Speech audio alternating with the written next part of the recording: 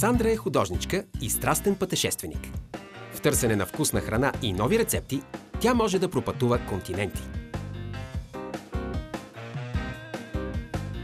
Деси е танцорка и тренира ежедневно. Деси не разбира вегетарианството, но храната за нея не е просто белтъчини плюс енергия. Най-важното, разбира се, е вкусът. Сандра и Деси. Те са млади, те са любопитни, те са гладни. Какво друго им трябва, за да тръгнат на кулинарно пътешествие? Да се качат в колата и да потеглят на път. Право напред, към невероятните гледки и заливи на Созопол, където слънцето се ражда от морето и залязва над хълмовете, а нощите не се пропиляват в сън. Гладните момичета ще имат късмет.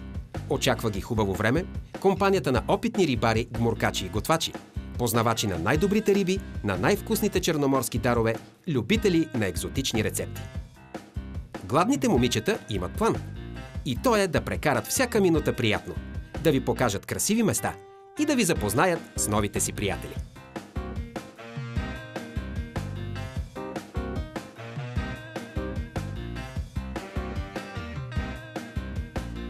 Очаквайте и един невероятен йога експерт. Антония пристига специално от Ню Йорк.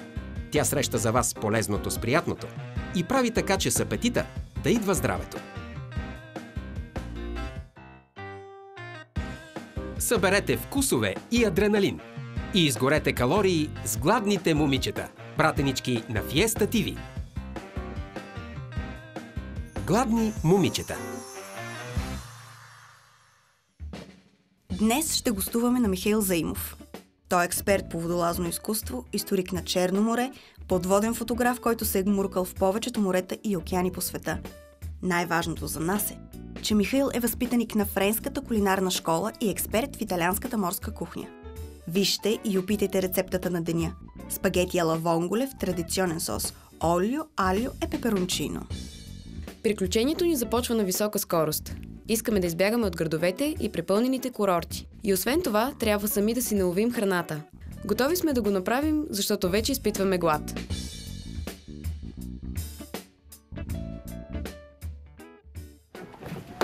Не знам колко сте гладни, обаче сега ще събираме бели миди. В нашото Черноморие има два вида. Казва се Донакс и Венокс Галина. Ще ви покажа по водата какво трябва да правите. Тук е много плитко, метър и 20 см, така че няма никаква опасност за вас, нито за мидите. Ще събираме за лична консумация, като гъби една по една, нещо към кило. Няма да използваме терални съоръжения, тъй като това е забранено. Можем ли да ги сбъркаме? И кой от двата вида ще ловим ние? Да. Вижте... Или двата? Дали може да ги сбъркате? Вероятно може да сбъркате всичко, но ще се постарая да бъда около вас, за да не направите някаква голяма грешка. Така че скачате в водата, взимайте по една мрежичка. Заповядай на тебе, чакай да има кипите, червена. На мен червена. Червено винаги си отива. Тебе жълта. И аз съм от жълти отбор, заповядай. О, аз сама ще ви бия. Дай да видим кой колко ще се бере. Правим съревнования, айде, кой колко ще извади. За 15 минути.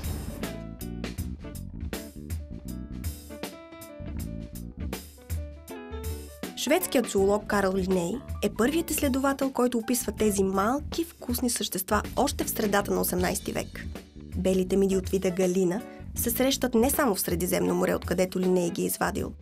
Развъждат се и по Атлантическото крайбрежие от Норвегия до Португалия, а Черно море е едно от местата щастливи също да ги приютят.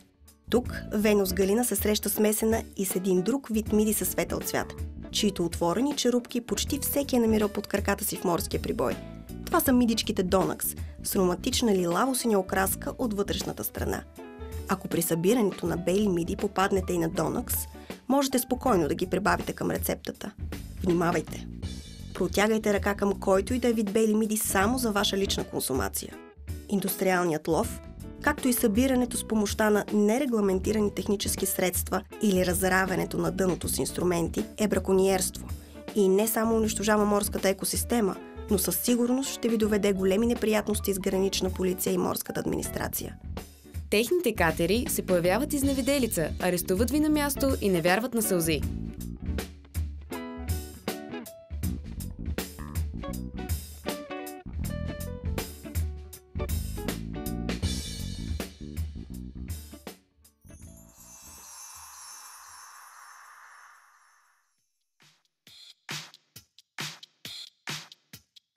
Сега мидите вече са събрани, а момичетата са измили солената вода от косите си.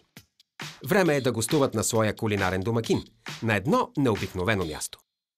Чували ли сте, че фьорди има не само в Исландия, Гренландия и Скандинавия, но и по брега на Черно море?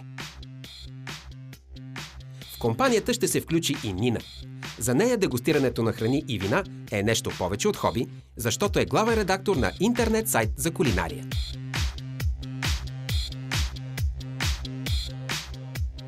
Пристигаме в Каза Бянка, една от материализираните идеи на Михаил Заимов. Той е създател на уникални къщи за отдих, творчество и живеене и популяризатор на черноморската култура в България.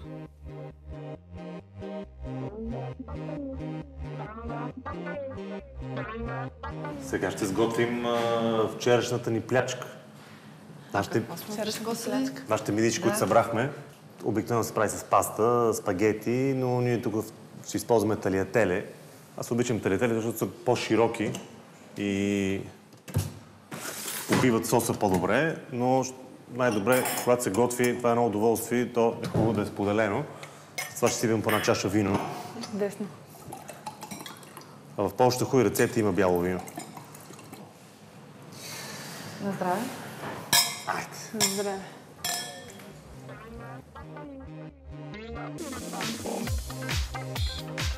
Когато мидите веднъж вече са уловени, извадени от водата, редно е да се съхраняват на температура между 2 и 6 градуса. Една порция миди, на каквато ние ще се насладим днес, дава около 160 калории от чистото месо, а белтъчините са средно 20 грама на порция. Въглехидратите и мазнините, които мидите ще донесат във всяка от чиниите, са не повече от 5 грама. Направете проверка за здравината на мидите преди да започнете готвенето. Не бива да има отворени черупки, нито миди, които се разтварят, когато ги чукнете върху дъската за рязане или плота на масата. Ще направим една много елементарна рецепта, която се твърди, че е всъщност спорът венецианците и неаполитанците за това откъде идва. Това е паста кон вонголе. Хубаво е да се сложи във водата много сол, защото пастата, специално твърдата паста, не поема чак толкова много. Италианците казват шепа сол. И затова ние... Да, тя като се разтвори в водата, тя ще стане солена вода, но няма да е фатално. Много често хората правят фундаментална грешка, когато варят паста, тя вари в малко вода. Паста трябва да вари в много вода. Другото нещо, което е много важно за пастата, е, че обикновено на кутията си пише колко време трябва да я варим. Когато е добре вряща водата, това, което пише на кутията, отговаря на реалността. Производител на паста много добре знае колко време трябва да вари. И тук пише 6 минути. Затова ние ще имаме тук едно петленце, което ще го нагласиме точно на 6 минути, за да не трябва да мислиме за това нещо, докато се занимаваме с по-важни неща, като подготовката на соса.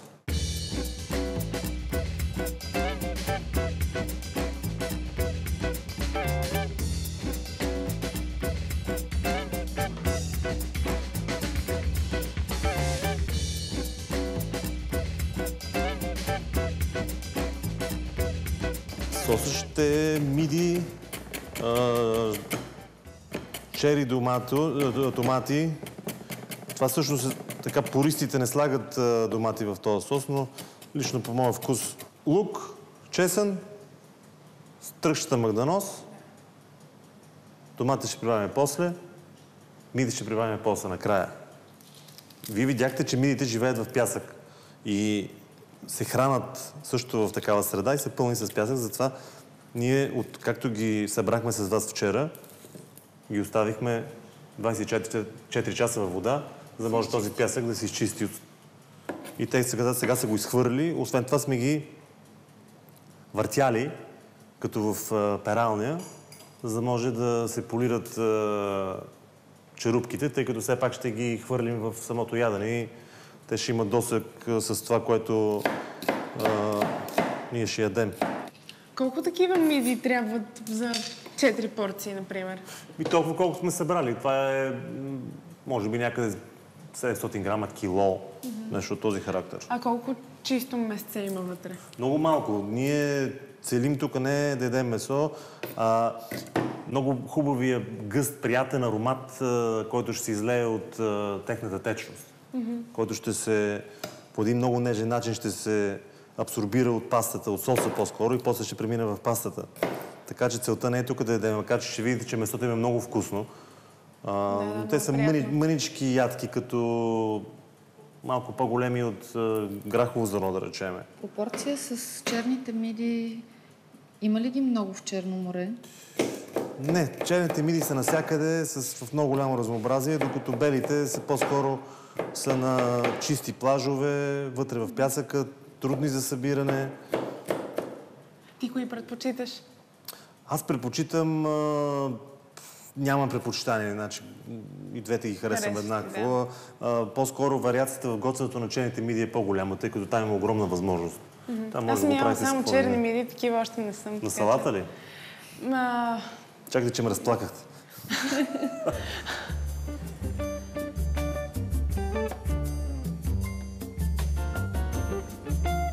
Михаил е чудесен домакин, но има риби и морски обитатели, които не може да хване с харпуни мрежа, за да ги сложи като ястие на масата ни. Затова Михаил ги улавя с фотоапарат при пътешествията си в различни краища на света. Те стават герои в неговите фотоизложби.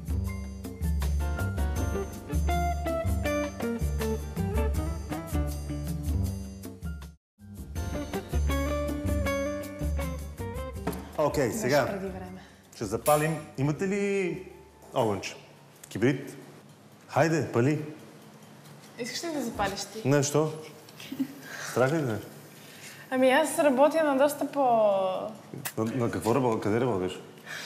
Къде работя? Вкъщи и правя яйца. Оп. Так. Супер. Красота. Това ще се казва лок. Да. Зехтин. Богато. Цак. Нали? Лук и чесън. Слагаме го вътре. И магданоза. Я ми нарежи доматките на половинка. Дай ми лютите чушки. Защото това всъщност е един чист сос оли алио пеперончино или зехтин, чесън, люта чушка. Ще вземем... Колко люто ядете? Ядете ли изобщо люто? Ядем люто. Аз лично ям. Ето. Екстра. Да си подлютите живота. Усещаш ли тези богати аромати, които изведнъж почваме да измъкваме от едно много елементарно нещо, като лук и чесън? Пушък, дим. Прибавяме една лъжичка горчица, която ще го да прави по-консистентен соса. Тя просто ще го стегне. Дай сега черри доматите. Бутай смело вътре. Браво! Взимаме и мидите. Директно, когато слагаме и доматите. Да.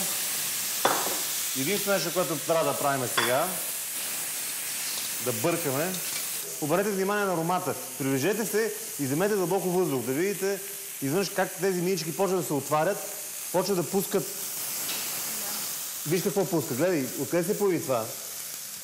Виждаш ли? Да. Това е техния сос. Това е техния сос. И това също е вкусното нещо. Да. Ние забрахме виното. Виж, сега ще го сложим. Ето. Не е много. Още? Още трябва ли да? Няма никакво значение. То много бързо ще се изпари, ще придаде един много нежен... Алкохола ще му се изпари, защото той е летлив. Ще остане един много нежен аромат. Ето сега звънна нашето петле, което означава, че пастата ни е готова. Не е лошо да все пак да тестваме, но италианците казват алденте, което значи, че тя трябва да е твърда на вкус, леко. Ние взимаме едно парченце. Пастата е идеална. Взимаме и... Дай ги виждо. Не, затвори, никога не мием. Това нещесте, което е в пастата, е много ценно, на хубавата паста специално.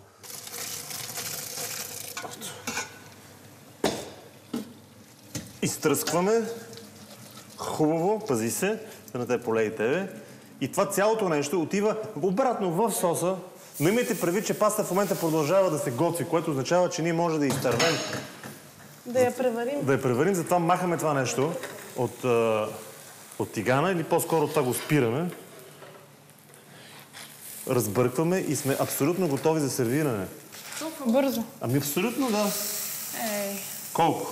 Хубавата кухня се състои от прости неща, както хубавите неща в живота.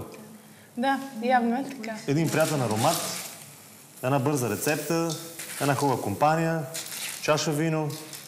А масата сложена ли? Бързо. Айде!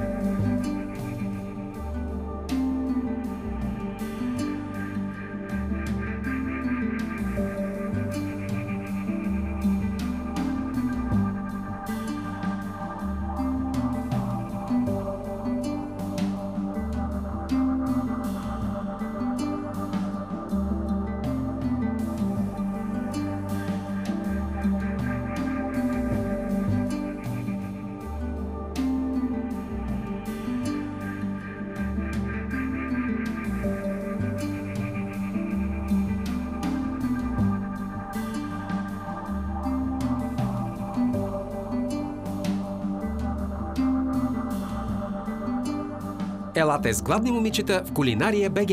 Вижте подробните рецепти и гледайте онлайн епизоди от предаването.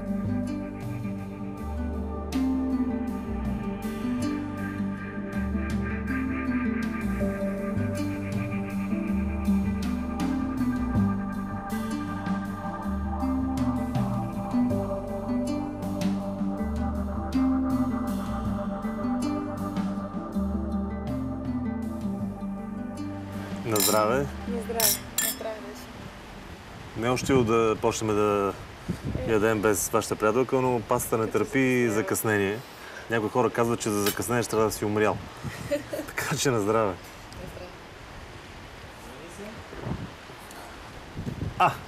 Ето я. Идва, да. Ще посрещнеш ли? Да, отивам. По-добре късно, отколкото. Да. А мидите, откъде са ловени? Много са. Видите, вчера ги събрахме с много усилия от един плаж близко до Созопол. По принцип, белите миди са забранени за дънно тралене, което е с пълно основание, тъй като дънните тралове обръщат пясъка и убиват една много здрава и жива екосистема. И ние много внимателно, може би после ще видиш едно филмче, което заснехме, ги събираме една по една. Да, аз не съм срещала на нашото Черноморие. Не съм ги виждала. И аз съм учуден, никой не ги събира, много малко хора ги ядат. Като цяло не е традиционно, в нашата кухня изобщо не съществува. Същевременно е един от най-големите деликатеси изобщо, който има по света. Когато човек обича живота, той създава хубави неща. И процесът на създаване на една къща е голямо предизвикателство. Не е просто, не е толкова сложно, колкото хората си мислят. И това е моето виждане за това какво би трябвало да представлява една ваканционна морска къща с нейната лекота, с нейната непринуденост, хубавите гледки, добрата храна, чудесните приятели и едно хубаво лято.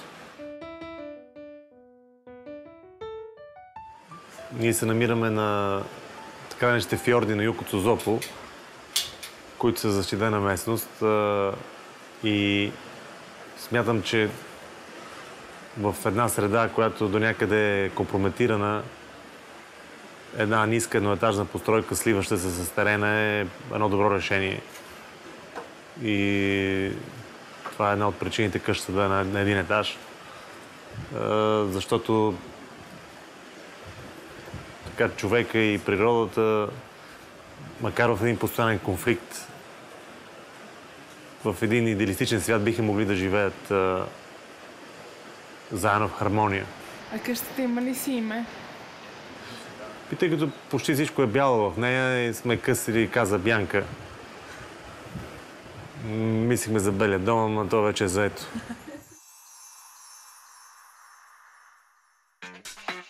Слънцето залязва късно. Времето е прекрасно. Затова, преди още да е отминал денят, можем да си осигурим ново подводно приключение. Морската храна се готви бързо и лесно, не е тежка и час-два след като сме обядвали, вече мислим за следващото ястие. Михаил отново ни предлага да го ловим заедно. Но този път ще го готвим на открито.